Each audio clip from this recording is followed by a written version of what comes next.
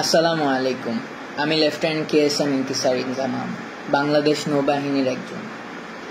আজ আমি কোনো দলের না, কোনো সংগঠনের না, আমি আজকে জনগণ। আজকে আমি জুলুমকারীদের বিরুদ্ধে ডাক। আমাদের নেভাল একাডেমিতে ঢুকতে শেখানো হয় আল্লাহর পক্ষে লড়াই করো। ধর্ম, বর্ণ, জাতি নির্বিশেষে সত্যের পথে, নীতির পথে, ন্যায়ের পথে রুখে দাঁড়ানো যেমন একজন মুসলিমের দায়িত্ব, তেমনি প্রত্যেক জনগণের দায়িত্ব। আজ আমি প্রত্যেক জনগণের জন্য সেই ডাক।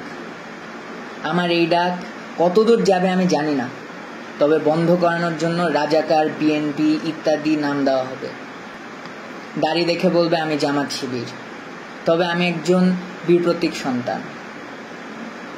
আমার বাবা আর্মিতে ছিলেন এবং মাননীয় প্রধানমন্ত্রী আপনার সাথেই SSF-এ চাকরি করেছেন।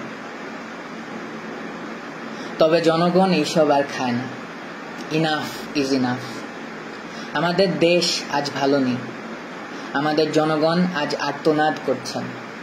এই আর্তনাদ আজকের না, এই আর্তনাদ 2009 সালে, যখন 57 জন অফিসার মৃত্যুবরণ করেন। খুন করে ফেলা হয়, মৃত্যুবরণ। এর মধ্যে ছিলেন আমার বাবার আর্মির কোর্সমেট, আমার বন্ধুদের বাবা এবং আরো অনেকেই। 1971 সালেও এত অফিসারের মৃত্যু হয় নাই। আজকে ছাত্র আন্দোলনের উপর যেই কিল অন সাইট অর্ডার দিয়েছেন, ওই দিন সেটা কই ছিল মাননীয় প্রধানমন্ত্রী? আজকে আমার এই প্রশ্ন সেই সকল অফিসারের পক্ষ থেকে যাদের চাকরি কেড়ে নিয়েছিলেন এক রাতের মধ্যে, এবং পর্যায়ক্রমে আরো যাদের চাকরি শেষ করে দেন। প্রত্যেকটা অফিসার এবং তাদের পরিবারের আতঙ্ক আমার মনে এখনো আছে। পিতৃহীন সন্তানদের কান্না কেউ ভোলে নেই। আজকে ছাত্রদের বিরুদ্ধে এবং জনগণের বিরুদ্ধে যে আচরণ, এই আচরণ কোথায় ছিল বিডিআর জওয়ানদের সাথে? ছাত্রদেরকে রাজাকার ডেকে আপনার ছাত্রলীগকে লেলিয়ে দিয়ে কেমনে পারলেন? কিন্তু সেদিন অফিসাররা কিছু করতে চাইলে কোনো ধরনের সিদ্ধান্ত আপনি দিতে পারলেন না। তো আপনার 2012 সালে থেকে আপনার দাড়ি পরা ছেলে রাস্তায় দেখলেও তাকে তুলে নিয়ে যান। এমন অবস্থায় গিয়েছে যে আমার উচ্চপদস্থ কর্মকর্তা আমাকে বলছে তুমিও সাবধানে বাইরে যাও, তোমাকে দেখেও তুলে নিয়ে যাবে। তাইলে আপনি এবং আপনার সরকার কি মুসলিম বিদ্বেষী, যেখানে পুরো পৃথিবীর মুসলিমরা ইসলামোফোবিয়ার বিরুদ্ধে যুদ্ধ করছেন? আপনি এই মুসলিম গরিষ্ঠ দেশে ইসলামোফোবিয়া ছড়াচ্ছেন, আমার ভাইদের আত্মমর্যাদায় আঘাত করে মরিয়া করে দিচ্ছেন। সংখ্যালঘু ভাই যারা আছেন তাদের পুঁজি করে সংঘর্ষ লাগিয়ে তাদের ক্ষতি হতে দিয়ে ডিভাইড অ্যান্ড কনকয়ার মতাদর্শ চালাচ্ছেন। আপনি বলেন ধর্ম যার যার, উৎসব সবার, তবে আজকে আমরা বলি ধর্ম যার যার, সংগ্রাম আমাদের সবার। সাগর রুনি দম্পতির একমাত্র সন্তান মাহির সারোয়ার মেঘ রাস্তায় দাঁড়িয়ে আছে পোস্টার হাতে, জীবনের নিরাপত্তা চাই। 2012 সালে তাদের বাসায় ঢুকে 6 বছরের শিশু মেঘের চোখের সামনেই তার মা বাবাকে নৃশংসভাবে খুন করা হয়েছে। তকিয়ের পিতা রফিউর রাব্বি এর পোস্ট। ছাদে খেলারত অবস্থায় 6 বছরের শিশু রিয়াকে আপনার পুলিশ খুন করেছে। আর 4 বছরের শিশু আহাদ 8 তলার বাসায় বারান্দায় দাঁড়িয়ে বাহিরে তাকিয়েছিল, পুলিশ তাকেও খুন করেছে।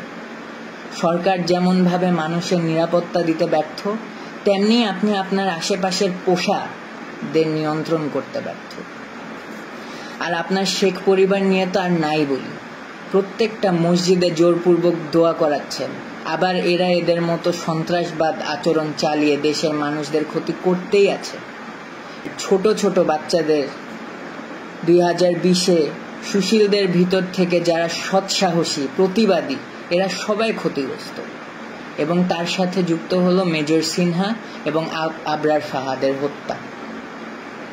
এখন এসেছেন ছাত্র আন্দোলনের বিরুদ্ধে শুট করার বেআইনি সিদ্ধান্ত নিয়ে, এবং এর মধ্যে ডিফেন্সকে জড়িত করে আমাদের আত্মমর্যাদা এবং নৈতিকতার প্রশ্ন এনেছেন। এই জন্যই আজকে আমি একটা জুনিয়র অফিসার হয়েও সকল সশস্ত্র বাহিনীর অফিসার এবং সৈনিকদের পক্ষ থেকে তীব্র প্রতিবাদ জানাচ্ছি। আপনার কারণে আজ সারা বিশ্বের সামনে আমরা লজ্জিত, এবং আমাদের ভাই বোনদের সামনেও আমরা সমালোচিত। ছাত্রদের ছোট একটা আন্দোলন, সেইটার উপায় না করে কেন আপনার এই গেদর লীগকে আমাদের ছাত্রদের উপর লেলিয়ে দিলেন? কেন? এখন আর এটা ছাত্র আন্দোলন পর্যায়ে নেই ম্যাডাম। আপনার এবং আপনার প্রসাদের সময় শেষ ইনশাআল্লাহ।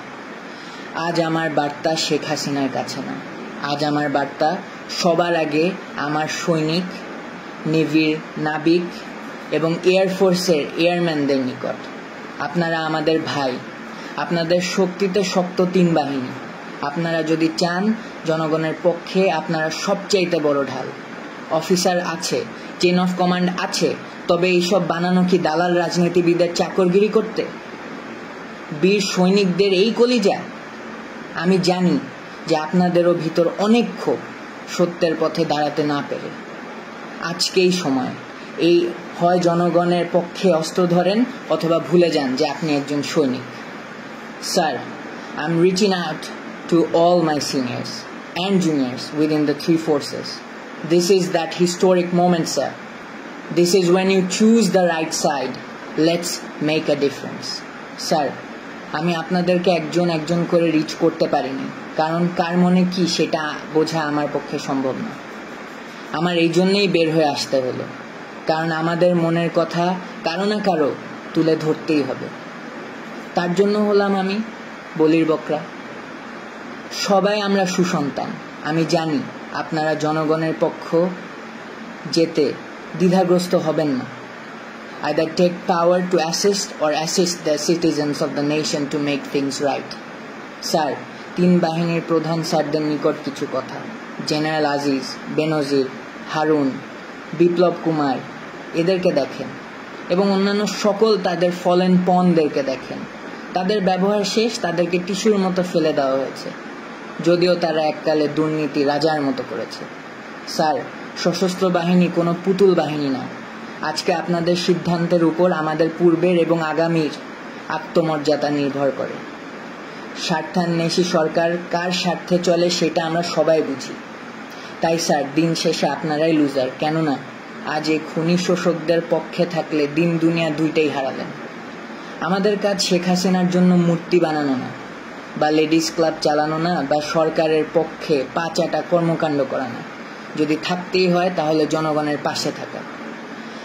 আমাদেরকে ব্যবহার করে করে আমাদের মধ্যে রাজনীতি যেভাবে প্রবেশ করিয়েছে এই সরকার, তার উত্তর দিতে হবে। অনুচ্ছেদ 45 হিসাবে সকল বাক স্বাধীনতা ফেলে দিয়ে বোবার মতো চললেও দিন শেষে আমাদেরও বিবেক আছে, ধর্ম আছে, আমরাও মানুষ। এটাই সেই সময় বিবেকের পক্ষে দাঁড়ানোর। এই সিস্টেম বদল আনতেই হবে।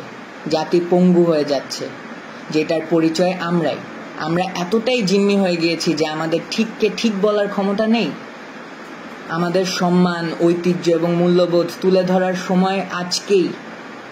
অবসরপ্রাপ্ত অফিসারদের প্রতি আহ্বান আমার, আপনারা অনেকেই সত্যের পক্ষে দাঁড়াতে চাকরি হারিয়েছেন, সম্মান হারিয়েছেন। আজকে গত 15 বছরের জবাব দেওয়ার সময় চলে এসেছে। জনগণের প্রতি আহ্বান আমার, 2009 গেল, আপনারা অফিসার না, তাই অফিসারদের মৃত্যুর পক্ষে সংগ্রাম করেন নাই।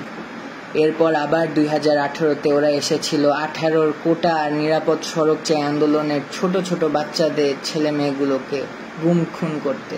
এবারও আপনি কিছু বললেন না, কারণ এই ছেলে মেয়েগুলো আপনার সন্তান না। 2020-এ ওরা আবার এসেছিল সুশীলদের ভিতর থেকে, যারা সৎসাহসী প্রতিবাদী, তাদেরকে গুম খুন করতে। তারপরে আপনি কিছু বলেননি, কারণ আপনি ওদের মতো সুশীল না। এখন 2024-এ ওরা এসেছে আপনাদের নিজেদের সন্তানদেরকে গুম খুন করতে। এখনো আপনারা বলছেন আপনার সন্তান না? যেদিন আপনার সন্তান হবে সেই দিন পর্যন্ত অপেক্ষা করবেন? তাইলে আপনার ইচ্ছা 6 বছরের রিয়ার মতো আপনার বাচ্চা ছাদে ঘুরতে গিয়ে গুলিবদ্ধ হোক, এবং আবু সাইদ, মুগ্ধ, রাইহান, তানভীর, হৃদয় ও ওমর আরো অনেকের সন্তানের মতো আপনার ছেলে রাস্তাঘাটে মার খেয়ে গুলিবদ্ধ হয়ে পড়ে থাকুক, পুলিশের আর্মার্ড গাড়ির উপর মরে পড়ে থাকুক, যার লাশকে ঘরের ময়লার মতো ফেলে দিবে রাস্তার উপর। আপনার ছেলে নিরস্ত্র হয়ে কোনো বিল্ডিংয়ে ঝুলে আশ্রয় নিয়ে থাকা অবস্থায় এই খুনি সরকারের লোক এসে নির্দ্বিধায় গুলিবদ্ধ করে মেরে ফেলবে, এইটা চান? শিশু আহাদ এর মতো গুলিবদ্ধ হয়ে আপনার কোলের মধ্যে শেষ নিঃশ্বাস ত্যাগ করার সময় বলবে, বাবা তোমার বুকেই থাকবো আমি, তখন আপনার টনক নড়বে?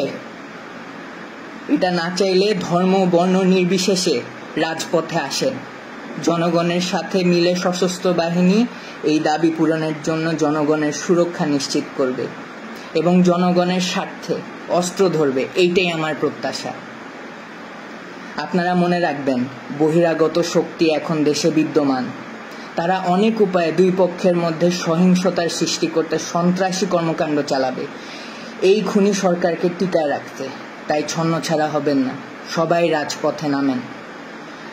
আমাকে অনেকেই বলেছে, বাঙালি এই বাঙালি সেই, দেখবি পিছে কেউ আসবে না, তুই একাই মরবি, তোর গোষ্ঠী সহ মরবি। তোর নেভির এবং এয়ারফোর্সের অফিসারদের এমনিই নাই কলিজা এবং সংখ্যাও কম। তোর আর্মির বাপেদের 2009-এর পর রক্ত শুকিয়ে গাদ্দারি রক্ত হয়ে গিয়েছে, আরো কত কি।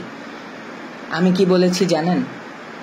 আমি বিশ্বাস করি এই দেশে এখনো ঈমান বেঁচে আছে, দেশে এখনো বিবেক বেঁচে আছে, আমার বিশ্বাস বেঁচে আছে এবং আমার বিশ্বাস যে আমার মতো সবার বিশ্বাস বেঁচে আছে এবং থাকবে। রিজিকের মালিক আল্লাহ। মনে রাখবেন, আল্লাহর পক্ষ থেকে সাহায্য এবং আসন্ন বিজয়। আমি জনগণের পক্ষে, আমি যাচ্ছি তাদের সাথে যোগ দিতে। হারানোর অনেক কিছু, তবে আজকে মুসলিম হিসাবে পাওয়ারও অনেক কিছু। আমার সশস্ত্র বাহিনীর ভাইদের কাছে আমার শেষ রিকোয়েস্ট, আজকে আল্লাহর জন্য হলেও আসেন দেশকে বাঁচাতে এই খুনিদের হাত থেকে। এটা হলো 50 বছর পূর্তির এক তকমা স্বাধীনতার।